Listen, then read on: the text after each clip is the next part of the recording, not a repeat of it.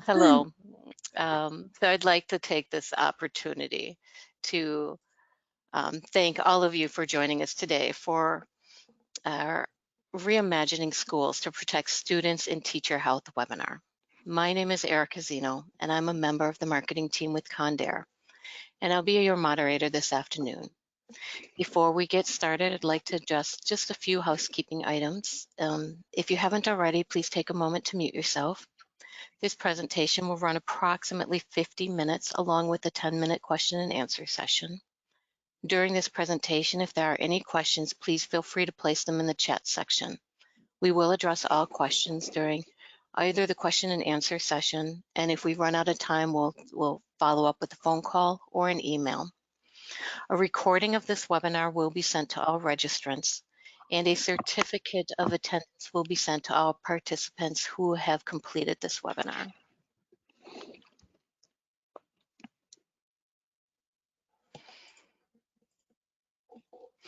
This webinar will take a deep dive into managing indoor air quality in schools to support the success of students and faculty. Proper indoor air hydration, also known as humidification, decreases student and staff absenteeism from viral illnesses while supporting learning, productivity, and overall vitality.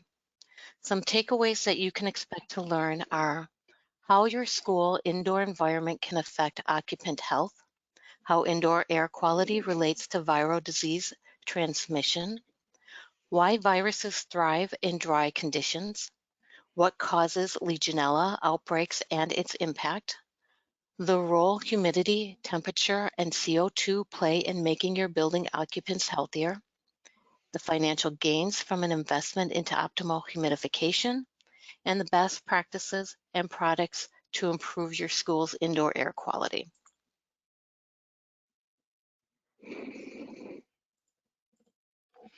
I'm really excited to introduce our three distinguished speakers. The first will be Dr. Stephanie Taylor. She received her MD from Harvard Medical School and has practiced clinical medicine for several decades. As the founder for Building for Health and Taylor Healthcare Consulting, her work now focuses on understanding how indoor environments impact occupant health. She is a Harvard Medical School Insight Health Fellow, an ASHRAE Distinguished Lecturer, and she's the medical advisor to Condair. Dr. Taylor, welcome to the webinar. Thank you. David Ball is our Northern Regional Sales Manager for Condair, formerly known as Nortec Humidity. He has been in the HVAC industry working with Condair for over 15 years, collaborating on humidification and evaporative cooling application design with engineering consultants, owners, operators, and contractors throughout Canada. David, welcome to the webinar. Thank you very much. Welcome, everyone. And Nuno Silva is our Business Development Manager, Key Accounts for Condair. He received his Bachelor's and Master of Engineering from Technical University of Lisbon and his double PhD from the Technical University of Denmark and National University of Singapore. His studies and research focused on mechanical engineering and building science. He has several years of experience in humidification, concentrating on adiabatic technologies. Welcome to the webinar, Nuno. Thank you, everyone, for joining today. Okay, and at this moment, I am going to turn the presentation over to Dr. Taylor, and it'll take just a moment, Stephanie, for you to get the mouse. Okay, and you should have access now. Thank you, Erica, and thank you, everyone. Thank you to my teammates, and thank you to everyone who's listening to this webinar. This is a really exciting presentation to offer because we have a very actionable step that we can take at this time when we're transitioning from virtual schools to open schools and trying to figure out what to do for our students. So I'm really excited to be a participant in this. So in the next 20 minutes, I would like to talk about these three things. One, how COVID-19 has clearly highlighted the need to manage our indoor environments and specifically indoor air quality to support human health. And in the case of schools, that means we're supporting the health of our children, we're supporting their teachers and their ability to not only be present in school, but also to actually pay attention and learn. And then I want to talk about how we know what we need to do to monitor and manage our buildings to support health. And then thirdly, I'd like to just introduce the concept of how we measure our success in schools and in indoor air quality management. And that's something I'd appreciate if everyone could think about, because I don't have all the answers to the measurements of success. So to get started, how has COVID highlighted the need to manage indoor air quality? So if you think about, or when I think about all of the factors that lead to student success, you know, at the top in yellow, teachers, we hope that teachers are well trained, they're motivated, they're engaged mentally, and they're well enough to come to school, that they're not sick.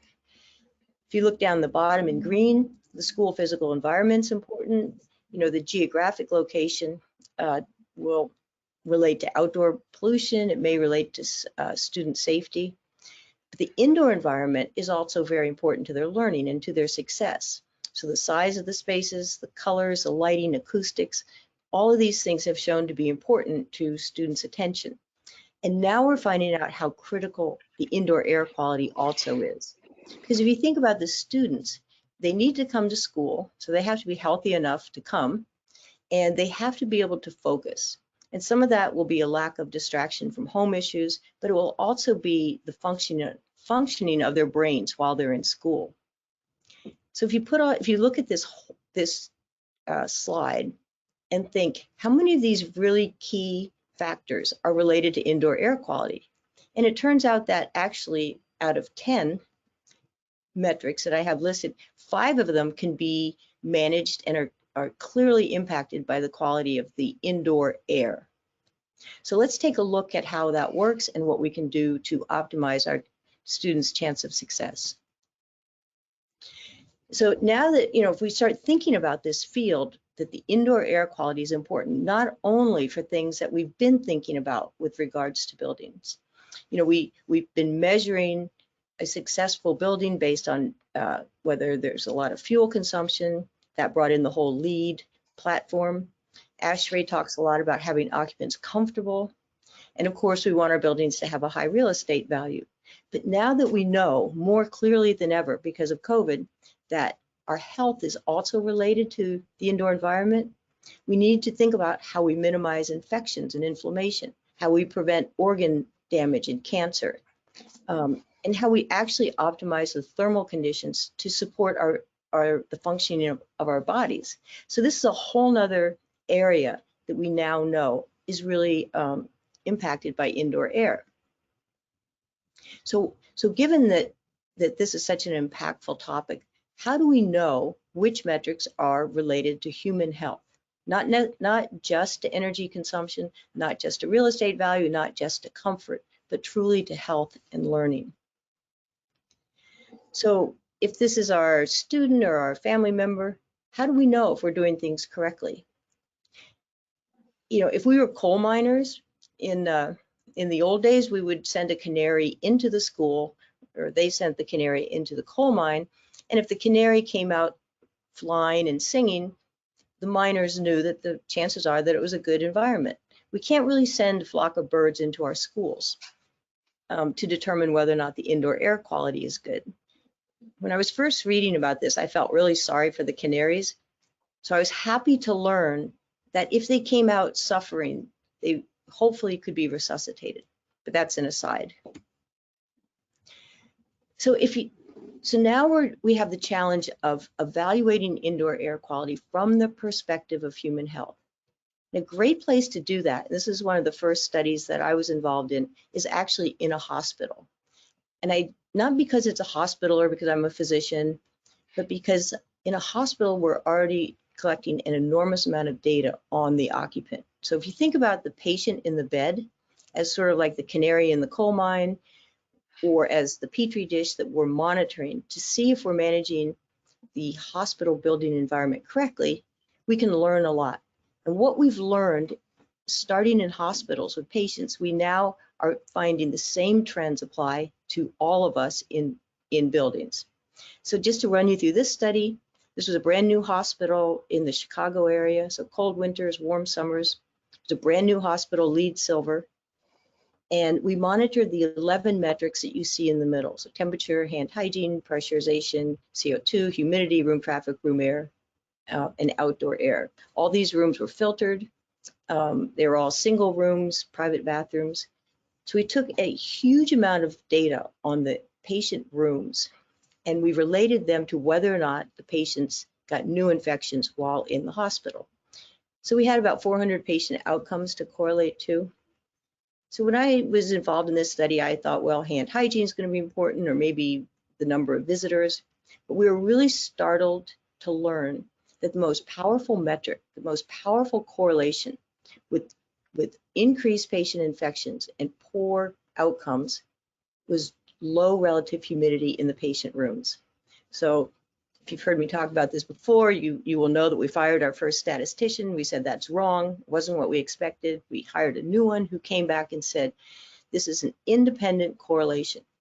So if you look at this graph with relative humidity on the x-axis, you'll see that respiratory infections, both bacterial and viral, GI infections, again, bacterial and viral, and skin and eye infections had higher rates, higher incidence of infection when the relative humidity in the patient room was less than 40%.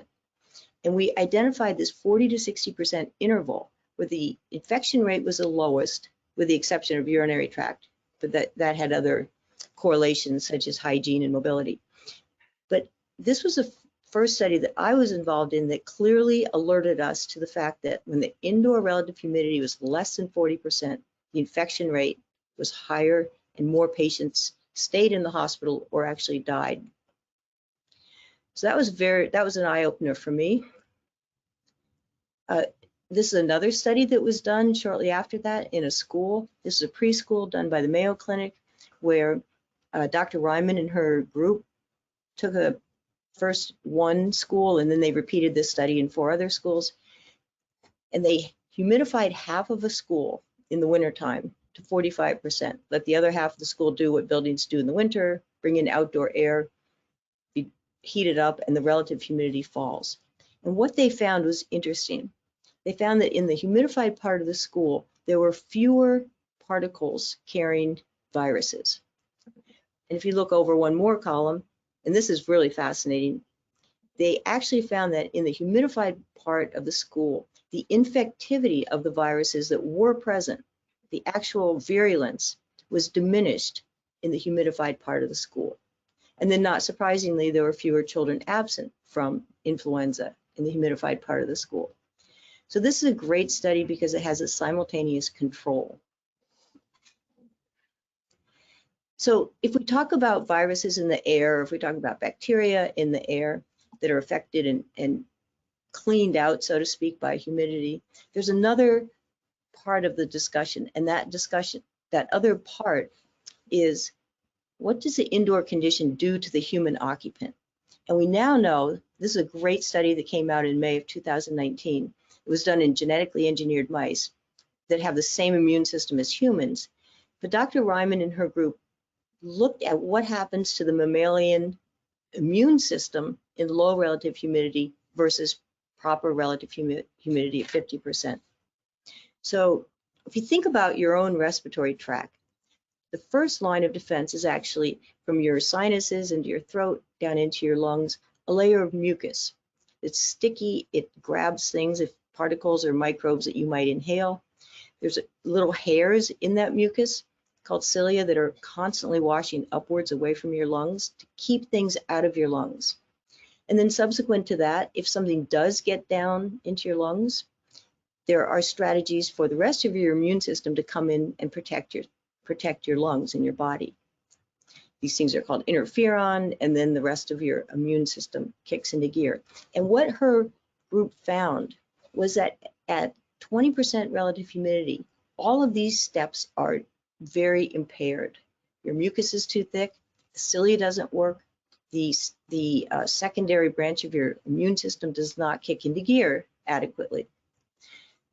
So what this is saying is that not only when you properly humidify your classrooms or your school, not only are you removing particles from the air, you're diminishing the infectivity of those viruses and bacteria.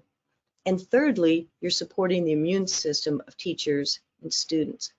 So it's a very comprehensive and holistic approach to building management to keep us healthy. And we now know, in fact, that it's not just your lungs and your immune system that is supported by proper humidification or harmed by low humidity. So if you're indoors in a 20% relative humidity for 6 to 8 hours, unless you have an IV going or are constantly drinking water, not just intermittently, you'll be about 1% dehydrated by 2, 3 o'clock in the afternoon. This is going to impact your eyes. Your eyes get dry and itchy and watery. It can further skin inflammation. It actually, dry indoor air affects your brain and your energy level, and it increases your chance of having reactive airway problems such as asthma and the infection thing that we just talked about. So dry air affects our whole body, and conversely, properly humidified air supports all of these physiological functions. So this is a study that was done in the military that actually uses a functional MRI image. So MRIs pick up the water content of your tissues. And on the left, you see a 24-year-old who was in low relative humidity to the point where he was slightly dehydrated. And you can see on the left, his brain volume was actually diminished. And in the red circle, you see that the chemical activity between his nerves and his brain was diminished. So he wasn't thinking as clearly or as quickly. He was fatigued. However, with rehydration, his brain volume returned to normal and the synaptic activity became robust again. And this is another study that shows the same thing. It shows on the top in red, when you're slightly dehydrated, it shows the areas of your brain that become thinner temporarily. When you're rehydrated, they come back to normal. But we found that your ability to think, your short-term memory, your concentration, your reaction time, visual motor tracking are all diminished when you're even slightly dehydrated. This is another study that was done by a very industrious student in Switzerland. And the paper is in German, so I just put the title slide here. But what Eric Zimmerman found was that when the temperature or the humidity was out of scope, that the average GPA, grade point average, of the students taking a test in the rooms that were too dry or too warm, the average GPA was a whole standard deviation lower than what the kids normally achieved. So clearly these parameters affect children's ability to think and perform. And this is, again, another study looking at the impact of low relative humidity on the teachers. So the person who did this study looked at asthma and viral infections in the teachers. And she found, the person doing the study found that when the indoor relative humidity in the school was less than 30% over the course of 5 days, there was an increased incidence of asthma and viral illnesses in the teachers that often resulted in absenteeism. So this is another, I'm giving you studies so that you know this isn't just my opinion because I'm a medical advisor for Condare, but I'm a medical advisor for Condare because this massive research is showing how beneficial humidification is. And this is the last one I'll show you. This is a study that was done by the US government, by the General Services Administration. They were wondering why in some of their buildings, the workers were tired, they weren't productive, they were stressed out. And I said, well, maybe it's because they're working for the government, but that wasn't the right answer. So they did a big study in 40 buildings across the US, monitoring all sorts of parameters, VOCs, carbon dioxide, particles, light, sound, lighting, colors. And they found that of all the variables, the most impactful was low relative humidity. So this is a government graph, so I think it's kind of backwards, but Essentially what this shows is that when the relative humidity was less than 30%, which is their cutoff, I would have preferred they'd chosen 40%, but they didn't. When the relative humidity was less than 30% or over 60%, the worker productivity was diminished, their stress levels were higher, and they were fatigued. Furthermore, with more testing, they also showed, this again is a government graph, so it's confusing, but the take-home message is that they found that when the indoor relative humidity during the day was at 45%, the workers slept better at night in their homes. And this, there is a medical basis for this that I don't have time to go into, but what this means is that the conditions in the daytime actually affect occupants' ability to sleep at night. And you know, if you're not sleeping at night, chances are you're short-circuiting your computer keyboard as you drool into it during the daytime. So it's better to sleep at night in your bed than to sleep during the day in the office or at school. So if you take all of these factors, if you take on the top of this, on the left, all different viruses and bacteria that are known to cause disease in humans, and if you take human-based studies and use a graphic that's similar to the Avondale-Sterling chart, it's in ASHRAE, what you find is that there's this 40 to 60% relative humidity range where viruses and bacteria are less likely to make us sick, and humans are more likely to be healthy. So it's a really powerful, this is a very powerful finding that 40 to 60% indoor relative humidity protects human health and well-being. So how do we measure the success of our efforts, and how do we scale the ability to know if we're doing things correctly? So what will you see in a school? So if your students and teacher are healthy, you'll have decreased absenteeism from illness. Cognitive functioning, improvement in cognitive functioning will be reflected in better grades. And in many parts of the US anyway, in the public school system, reimbursement is tied to results of standardized tests. So not only will your students do better, they'll be present in school, the parents will be happy, and your reimbursement could be higher. And in fact, what I'm now doing is we've developed a platform that gives each occupied space a health impact rating. And what we found when you monitor all of these components that you see listed in the middle, all of these indoor air components, that when the relative humidity is in that 40 to 60% zone, your health impact rating is dramatically improved, even when some of these other metrics are suboptimal. So relative humidity, in managing it, it's not just one more thing. It's not, do we do this or this? Managing relative humidity to keep it in that healthy zone is actually foundational for building management. And so what do we do next? Before I give it to Dave, we need to communicate to people that we can manage indoor air quality for human health. We need to understand how important a baseline indoor humidity level is. In my belief, we need to monitor. We need to have a hygrometer or other sensors on the wall to demonstrate what the levels are. We need to, for starters, we need to try our hardest to maintain indoor relative humidity 40 to 60%. I know that can be challenging in different climates when it's cold in the winter and warm indoors, but because it's challenging doesn't mean that we forsake the effort. And actually, this is a great place to mention that in Canada, several months ago, Canada is the first country to recommend for best practices in homes and in long-term care facilities that designers and engineers and building managers strive to keep indoor air humidity between 40 and 60%. So I applaud Canada for that. So with that, I think I stayed in my time. I'm going to hand it over to Dave Ball. So I have shed light on why we need to humidify for humans, and Dave and Nuno are going to talk about how to do that. Great, thank you, Stephanie. Thank you very much. Great presentation as usual. Really interesting information. Schools and their environment. I like the holistic approaches that you brought up. A number of different angles too. Really good stuff from health, comfort, and financial outlooks. It's nice to see.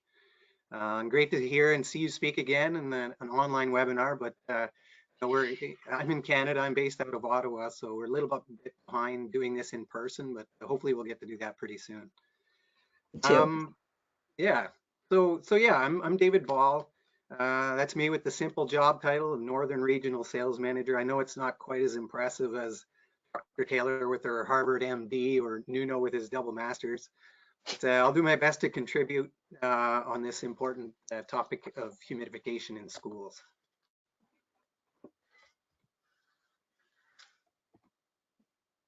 There we go. So a quick review of Condair for those on board. If you don't know, we were Nortec, now we're Condair. We've been a reputable global leader in the humidification industry for a long time now. It started way back in 1948 in a barn, I think, and have grown sales globally throughout 22 countries with 120 agents in the United States that serve us as manufacturers representatives. Through various different ways, they all have their strengths. Go to market in different ways, like operators, engineers, contractors, building owners. Spend a lot of times at hospitals and schools, important environments where humidification is really becoming a hot topic. And yeah, like today, sticking today's topic, humidification in schools. So it's interesting that it's kind of, it's a buzzword now. We're talking about a lot more, especially from my perspective. If you take a quick search, you'll find results from a number of different places. This one is a group called Fix Our Schools, a group of people looking to improve schools in various ways, deal with things like bullying and improving a curriculum, everything to help their school improve. And humidification has actually made it into their conversation.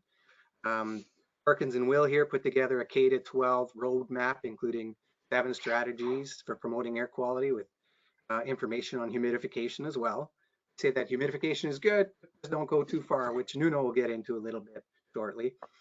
And another one, the district administration scene here, they advise administrators at school districts throughout the US on best practices to improve quality and achievement. Humidification is part of their research now as well. So there's a number of other groups. You have Alberta Health Services, AHR, the EPA. It's definitely a big topic for indoor air quality, but a lot of that ends up coming back to ASHRAE, right? When we get to ASHRAE, you can see that, I'll jump to point number 2 there, just because these updated guidelines, you can see it's 75 degrees Fahrenheit in the summer and 50 to 60%. But there's no real additional note there. And then if you backtrack to point number 1, you can see that they go down to 72 Fahrenheit and 40 to 50%. So I guess the thing is, with so many different configurations, shapes, and sizes of buildings, you automatically consider that condensation might be an issue. So in winter, it's a topic that comes up a lot more. Nuno will address that in a little bit, but we're hoping to get around those ideas because, as much as it may be a concern, like Dr. Taylor mentioned, there are ways to mitigate it or look into trying to get to the optimal level as close to 40 to 60% as you can. Maybe you won't be able to hit it in certain environments on certain, minus 30 days or whatever, but we'll try to get as close as you can to help for the health of the students, the teachers, and all the staff. You can see here, just before I give it to Nuno, I wanted to show some findings from a survey. This is from the US Green Building Council put out, which ASHRAE supports. I won't read it word for word, of course, but you can see highlighted some of the challenges from the respondents. The first one here is it mentions existing school buildings were not designed to support the strategies that are being recommended. This I can say that's correct. So what do we have to do? Again, we have to lean on innovation and new technologies to try to perform within the existing school environments to get as close to 40 to 60% as possible. The second highlight you'll see, note 70% of school districts plan continue some or all of the strategies that they've implemented. So to me, again, this shows that we're on the right track, the message is being delivered and received, and these strategies are working.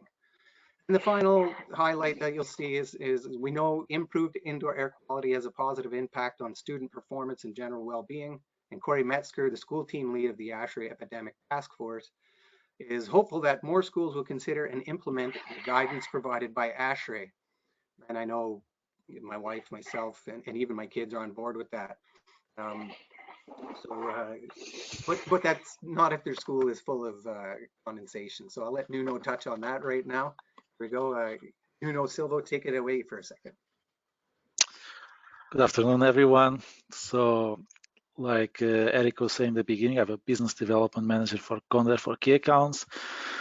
So until today in the presentation, we're talking about the benefits of humidification, how we have this sweet spot between 40 to 60%, and we should always be between those values, those range, as long as it's possible. But because we have some people from Canada and Midwest in this webinar, it's also important to mention is sometimes it might be difficult to have 40% the whole year, especially in January and February, especially if it's minus 30, minus 40 Celsius outside, unless you have a new building. And typical new buildings, if they are designed with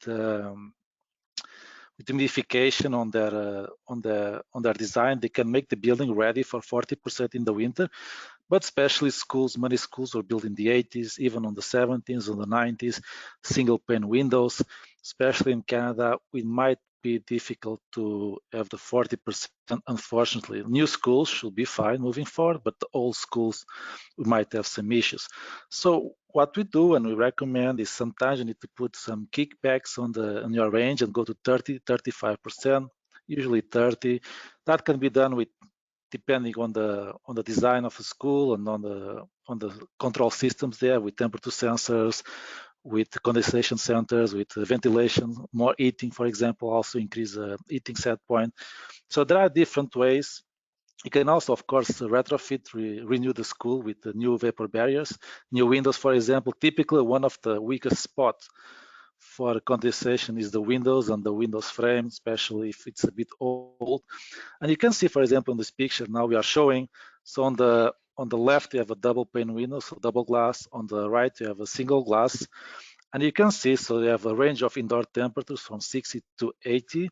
And on the bottom you can see also the temperatures. And you can see if you have single pane windows, it's very difficult to keep 40% if you have a negative temperatures outside. While if you have a double windows, for example, you can see most of the year, I would say 96%, 98%, you can probably go above 40%. Of course, also depends on your indoor temperature because it will change your saturation inside. But you can see there is a huge difference between what you can do if you have just a double window or a single pane window. And nowadays, especially if it's a new school or the school is being renovated, and there is lots of renovations going on also now. The windows have been quite good these days. There is even triple glaze windows these days also. So they usually can withstand 40% RH, even in cold conditions. But that's just a slide, and because Dave was also talking about Canada, if the school is very old and is extremely cold outside, so like let's say usually January, February, be careful with the 40%. If you can, it's always the best for the performance, like Dr. Stephanie was saying, 40 to 60. It's an amazing turnout result for the kids and for comfort and performance. But we don't want to see condensation running through the windows. So just observe, and this is school by school, case by case, and also depends orientation of the classroom, the sunlight, also the design of the school, if there is adjacent rooms, what's the occupancy. So there's lots of factors on it, but just something as every consideration. And also if it's a new design, always design for a minimum 40% RH, so you don't have these issues in new buildings. Next slide.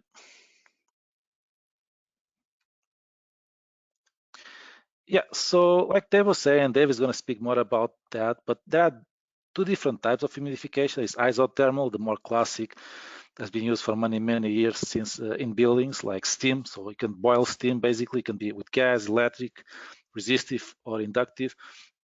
there is also more recent, it's not the recent technology, but the adoption is also more recent adiabatic technology that could be both atomization, like a nozzle system, for example, or evaporation with, for example, a media, like a wet media, like a swamp cooler.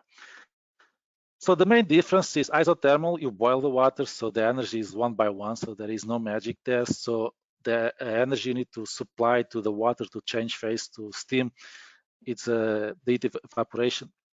So it's a very energy intensive humidification method. So you have gas, electric, resistive, live steam, for example, which usually don't have much in schools. So that's more hospital when they have steam boilers. And then in adiabatic, you have different methods, like I was saying, you have evaporative media nozzles that can be high pressure or medium low pressure, ultrasonic. So there are different technologies. The advantage of the adiabatic technologies is the energy is very low compared with steam. The disadvantage is you need to be more careful with hygiene. So our systems, all the systems we sell, we implement lots of many measures, for hygiene, being UV, silver ionization, drain cycles, flushing cycles. So it's like a smart system these days, and the technology has gone a long way from the 80s and 90s. So there is still a bit of concern in schools many times. Oh, I don't want the adiabatic, Legionella, the maintenance. But the way our systems work right now, if you leave them on the whole year, they'll do their own cycling, the flushing, the warnings. So if the system sees it's not hygienic, it will actually shut down. So if they see there is no maintenance being done, it will completely shut down.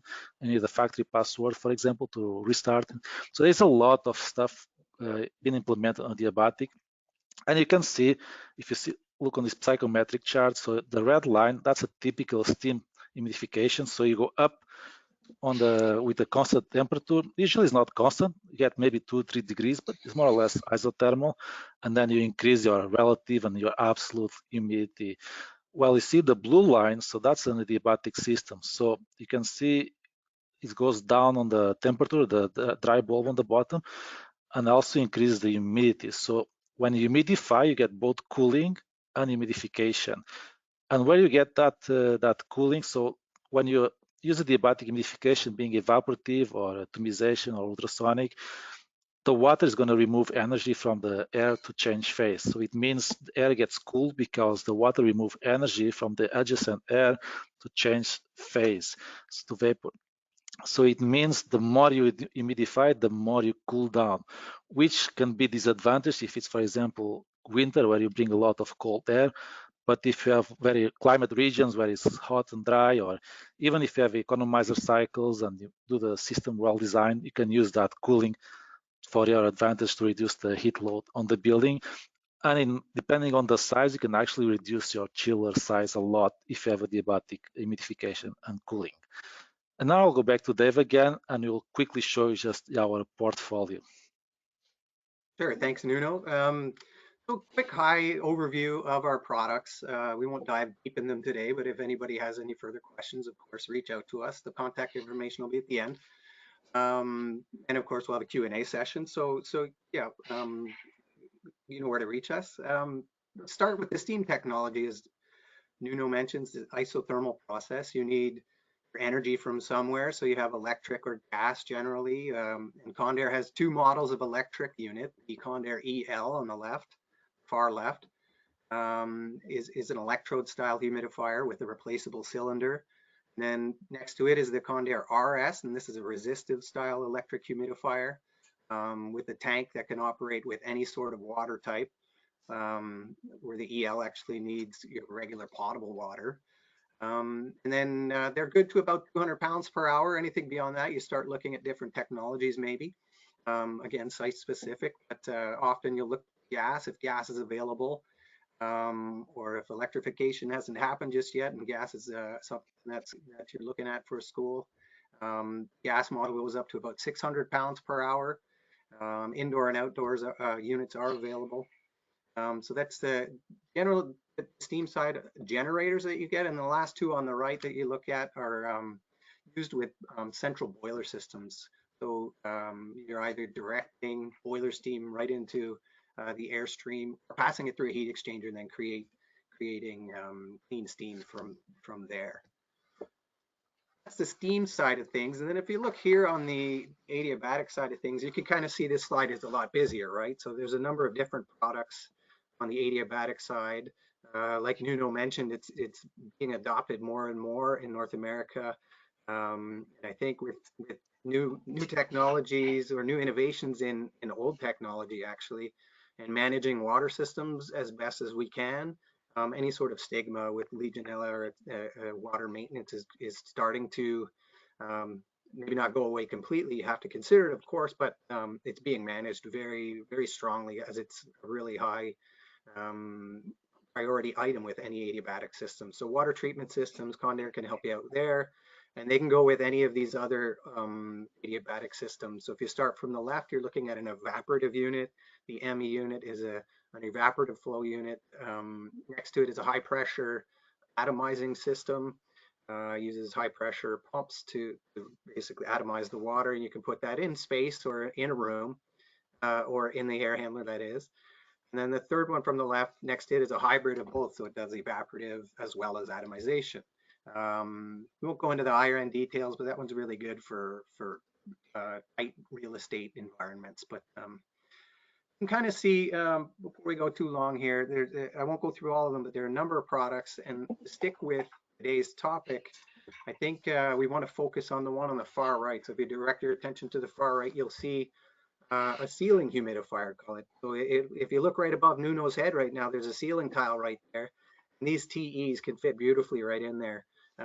We think they're a really nice product, a very strong solution for schools where they're looking for in-space humidification and other benefits that the TE might provide. So with that, I'll give it back to Nuno.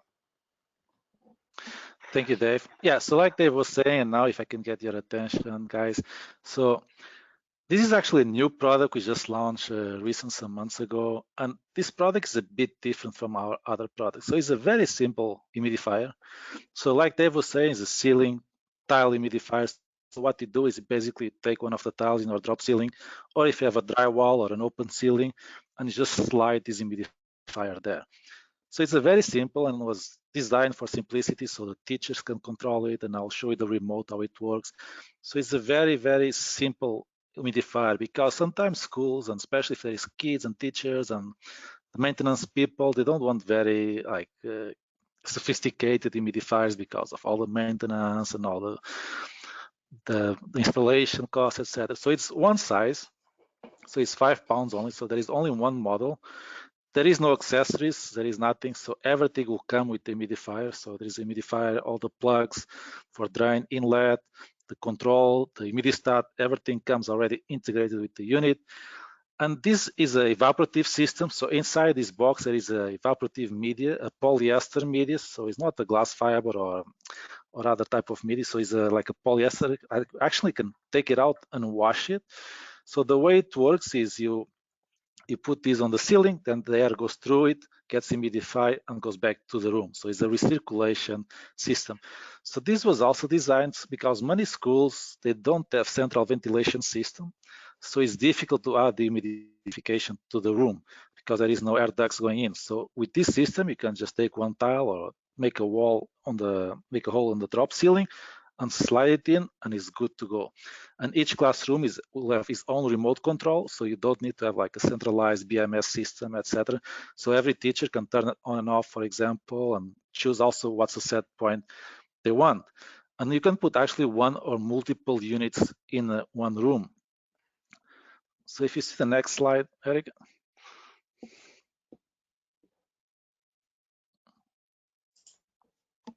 Yeah, so you can see like 3 pictures on. So the first one is the principle of operation. Like I was saying, it's very simple. There is a very quiet fan inside. It's less than 40 dBs, so it's extremely quiet. Pulls some air, goes through the media, gets evaporated, and goes back to the room. It's a direct feed system, so there is no recirculation. And that's for hygiene reasons. We don't want standing water, so all the water, most of it evaporates, and if there is some water, it drains. And there is also a drain pump to help the draining. You can see on the left, the bottom left, the media. So it's a gray polyester media. It's very easy to remove. And if you can see on the other picture, the way you do the maintenance is you open the grill, you take the media, you wash the media, and you put it back. So typically you can use this media for 2-3 years if you wash it and descale. So if there is a lot of scale, you need to put like citric acid, for example, and descale it. But it's very simple. So like a superintendent in the school, he can do the maintenance himself. So he can just open the humidifier. It's like maybe 2-3 minutes, take the media, put it on the water with citric acid, dry, and put it back. Even if you have 10 classrooms, it's very easy to do it. You don't need a specialized contractor to do it. So like I say, how long the media is going to last really depends if you want to wash it or if you don't want to wash it, you just want to put a new one. But typically most buildings that have this system in other countries, 2-3 years, they can use the same media. They just every season, at the end of the season in the winter, they take the media out, they clean it. Some people store the media away, and then the next humidification season, they just put it back. So one of the advantages of this system is very cheap to run. So it's only around 20 watts per pound. So in one season, if it's 10 cents a kilowatt, you are looking around $35, $40 to run the humidifier.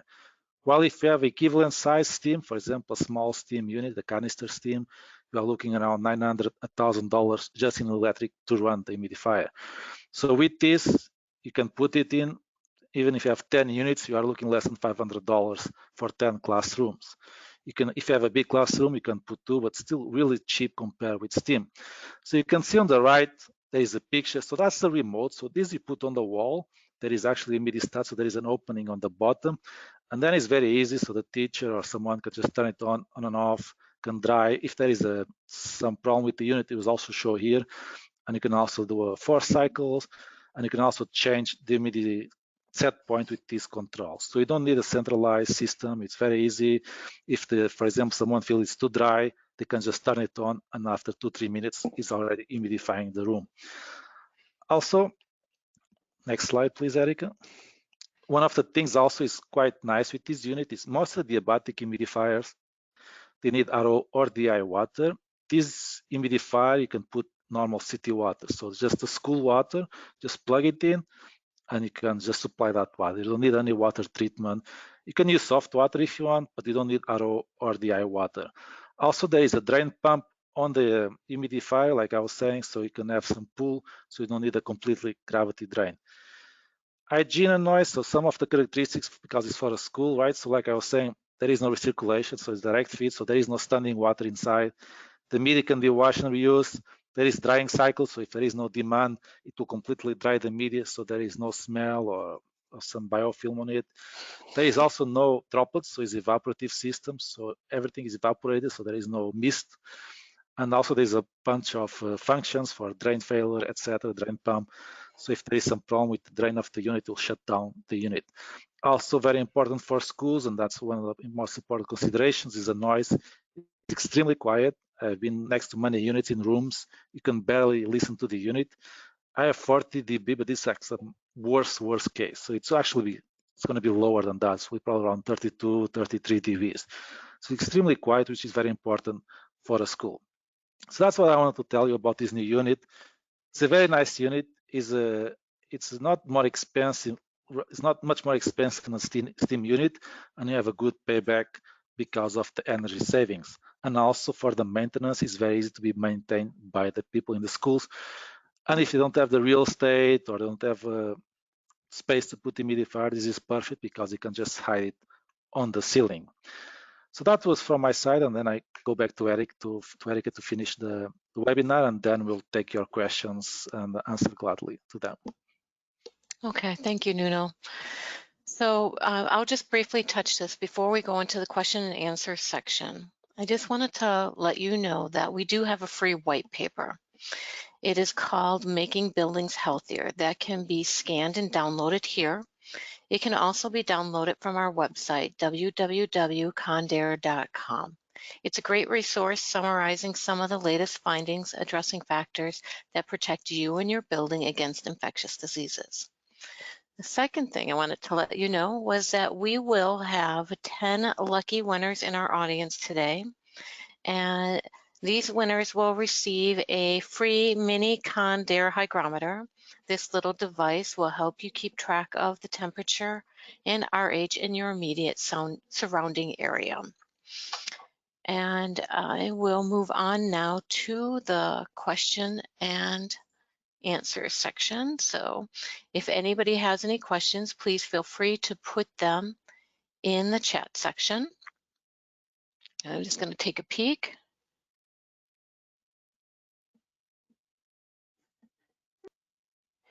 So somebody is asking for the humidity and the air purification. Can they be used together?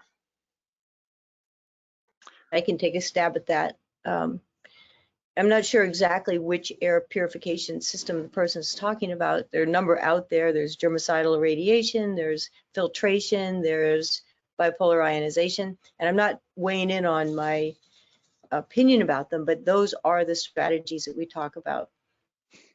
Humidification 40 to 60% optimizes bipolar if your school is choosing that strategy. Again, as a negative and positive ions are poured into the room, and the relative humidity is in that range, the particle capture is optimized. For UVGI, humidity in 40 to 60% doesn't enhance UVGI, but at the same time, it doesn't diminish the penetration of light waves at that level of water vapor. You have to keep your bulbs changed and updated, but you should be doing that anyway. For filtration, ASHRAE, I'm on the epidemic task force, and we're recommending MERV 13 filters. When you have proper humidification, any level of filtration is going to be more effective because the hygroscopic nature of particles makes them stick together. So a given filter will be all that much more efficient. Ventilation is optimized because tiny particles in dry air doesn't follow ventilation patterns. They have Brownian motion. They do whatever they want to do based on electrostatic charge. So ventilation for diluting pathogens indoors is optimized. So it works with all of these systems. Okay, thank you, Stephanie. So we did have another question about whether or not the webinar is being recorded. It is, and you will be able to view it. Later, we will be sending up a follow-up email that will have the recorded webinar inside of there'll be a link to that. So then there is, can we talk about airborne versus dropless? I'm sorry, I'm going to reread that again. Can we talk about airborne versus droplet contagion mitigation? Is that me? Yep, I think Yeah, I so, think that will be Stephanie. you, Stephanie. Yeah. So the terminology is very confusing. So what we call droplet transmission is what in general we refer to the larger droplets that only go 1 to 2 meters from the person who's coughing them out. So that's what I call a droplet. They're generally 50 micron in diameter or larger. The best way to decrease disease transmission through that size droplets is to put a mask on, clean your surfaces, wash your hands, stay 6 feet away from people. We now know that with the SARS-CoV-2 viruses and with all viruses that cause respiratory illness, they have a very effective transmission route through tiny particles. And that's what we call, unless you're a microbiologist, we call that airborne transmission. And the best way to decrease disease transmission over distances through the air is to humidify. Okay, thank you. Let me look. Nuno, this question is for you. I think it's for you or Dave. How long does it take to install one of the ceiling units that you were talking about? Yeah, I can answer that. So based on our experience to do an installation, from some contractor feedback, will be around 3 hours to do an installation for a system like that. Of course, it depends on the water and electric connections, but if they're accessible, right? But for the unit itself, I would say around 3 hours. Okay. And then I have another question. How do I know what size humidifier a classroom would need? I can grab that one. Okay. It'll be dependent, of course. It's what are we looking at in space in the classroom? Are we looking at in an air handler serving the classroom? So not every class is going to be the same, but it would be, like Nuno said before, I think a case-by-case basis. But in general, a classroom itself won't require a large load. Larger number of classrooms will require a higher load or a higher amount of humidifiers or a larger capacity humidifier to serve those larger numbers of classrooms. So it's really a case-by-case situation. Okay. So Dave, does that mean it's based on the cubic meters that you're trying to humidify and on the difference between existing humidity and your desired level? Yes, that, and as well as things like air exchange or air volume or infiltration. Is it a new building? Is it an older building? A lot of factors to consider. Yeah. Interesting. Okay, I have another one here, and it's how do I control molds like that and that come with high humidity? Okay, let me start that one. Somebody else can pick it up. There's a misconception about mold growth. Mold cannot extract water vapor from the air and use it in their growth process. Mold needs liquid water. Mold needs condensation. So if you have a properly humidified building and the humid air is hitting cold surfaces, either around pipes or in the building envelope because of a poor U value, you're going to have condensation. But the solution is not to try to dry out the air and create an indoor Sahara desert.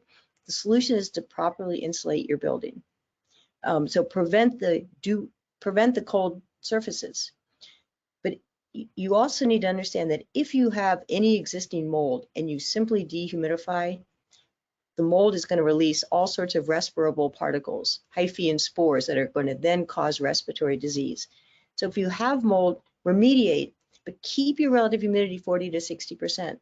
If you don't have mold and you just want to humidify, make sure you do your best to insulate your cold surfaces properly, and you won't have mold growth.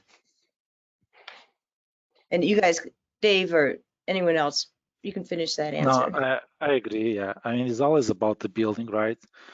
And the U values of the different vapor barriers on the building. But like Stephanie was saying, Dr. Stephanie, mold will not take humidity from the air. Let's say it needs liquid water on the walls or on the corners, etc., etc. So if you can retrofit your building, or you can have a condensation sensors, for example, on surfaces that think are more cold, then if you avoid like liquid water, you're not going to have issues with mold. So it's like all about control and mitigation. But new buildings, I would say they are far advanced, right, with the insulation. So should not be seeing any condensation, even with 40% RH. But like Dr. Stephanie was saying, like you need water to make mold. So as long as you avoid condensation on your critical surfaces, you are good. But can I just say one more thing about that question? Yeah. That's a key question that I hear a lot. And I think that because condensation leads to mold growth and because buildings are designed and managed by building professionals, rather, health professionals we're not that involved generally in how the indoor environment affects health. But I think that because of the risk of condensation and not understanding the benefits of health, humidity's been sidelined. But from my work, my research, 30 years of research has again and again pointed to the most effective indoor intervention that will result in improved human health is try to achieve 40 to 60% relative humidity. It's absolutely critical. Mm-hmm. I do have one last question, and then we'll wrap it up. And someone is asking, does the humidifier need, or do you recommend a type of treated water for the units? Yeah, I can answer that. So it really depends which type of unit. So the unit I was presenting just now, the ceiling unit, you don't need treated water. You just need normal city water. You need drinking water. So it cannot be like from some well without any treatment, like not a good quality. But any drinking water in a building, you can use it. You don't need to remove the calcium and sodium minerals. Some humidifiers, especially adiabatic, you need treated water. So if it's atomization humidifier, atomizing, need also to remove all the minerals from the water, so you need RO or DI water. All the steam humidifiers, typically you don't need to treat the water because it's boiling. So that's it. Really depends on technology, but some adiabatic you need to treat the water, not the one I was just showing, the sealing unit, because it's evaporative system. So all the minerals will be actually on the media. There was also another question, Eric, just I was reading. So someone is asking to compare the ultrasonic humidifiers you buy on stores, like the ones you fill by hand, with a new sealing unit. So it's a different product, right? So those ultrasonic cheap humidifiers you buy, first you have to fill it all the time, while the evaporative unit is a self-humidifying unit, right? So you don't have to fill it. Also, these ultrasonic humidifiers, all the minerals and scale will be on the room because you are misting that in the room. So if you live in a region with hard water, the classroom or your house or your office is going to start to see all this white dust everywhere. And then it's difficult also to clean. With the sealing unit, to clean, you take the media out, you put in water with citric acid or other descaling, like the ones used for coffee machines, for example. You dry it and you put it back. So it's much easier and much more convenient than to have a small ultrasonic unit. Okay, of course it's cheaper. It's like much cheaper. You can buy in Amazon, whatever, even with the big tank. But then, like I say, all the minerals or the scaling is going to be all over the room. And then it's like sometimes silica even, so it's difficult to remove. So it's a different technology. Okay, let me just see. So humidity and air purification, can they be used together? That was already asked. Yeah. Yeah, Okay. Yeah. Okay, I'm sorry. Yeah, I'll just read something here. Sorry, Eric. It was from Samantha Boudreau, I think from Michigan Air. She was just mentioning to the audience that there is ESSER funds, federal program under the CARES Act in North America, in the US, that for making improvements to school facilities, and you can get grants for humidification upgrades or additions. So look up, research the CARES Act and the ESSER funds, and maybe there is some opportunities on your territory. Okay, well, we're going to wrap it up. And I just would like to say thank you for everybody for participating today in our webinar. If you have any questions that have not been addressed here during this session, please do not hesitate to reach out to us for more information at na.info@condair.com or by calling us at 866-667-8321. I'll leave this contact information up for a moment longer, but this information will also be provided will be provided in a follow-up email. So thank you again for your attendance, and I'll leave this up, and I wish you all well today. Thank you. Great. Thank you, everyone. Thank you, everyone. Appreciate it. Have a good day.